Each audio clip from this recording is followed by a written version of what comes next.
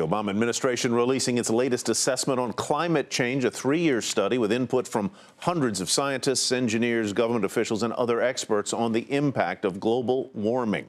Our Hampton Pearson took a look at how climate change has already affected business and the overall economy.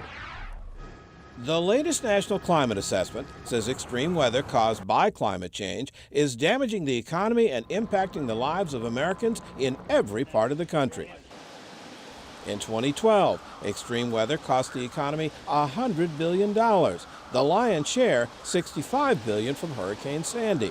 This past winter, tens of thousands of weather-related flight cancellations cost 4 major airlines at least $500 million in lost revenue, according to just-released earnings report.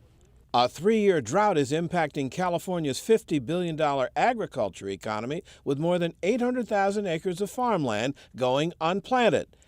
Also, the prospect of a big spike in produce prices on the way at the nation's grocery stores.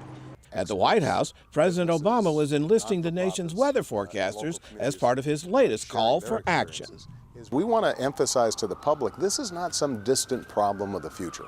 This is a problem that is affecting Americans right now, whether it means increased flooding, greater vulnerability to drought, more severe wildfires. Environmentalists are praising the report because it pins much of the increase in climate change on human behavior, specifically carbon emissions that cause greenhouse gases. But conservatives say America can't act alone.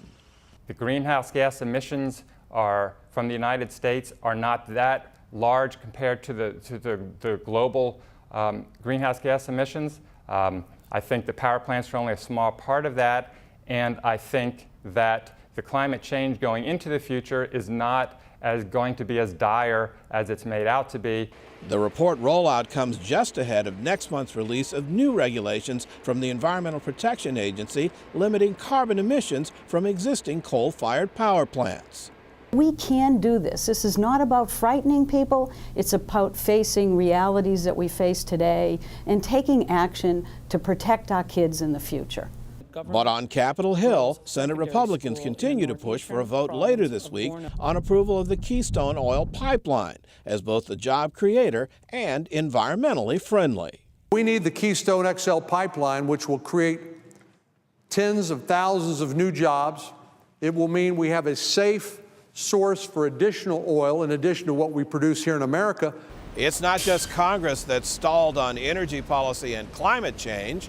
The latest Wall Street Journal NBC News poll finds climate change at the bottom of voters' priority list, with about 40% of those being surveyed saying action could be delayed until next year. For Nightly Business Report, I'm Hampton Pearson in Washington.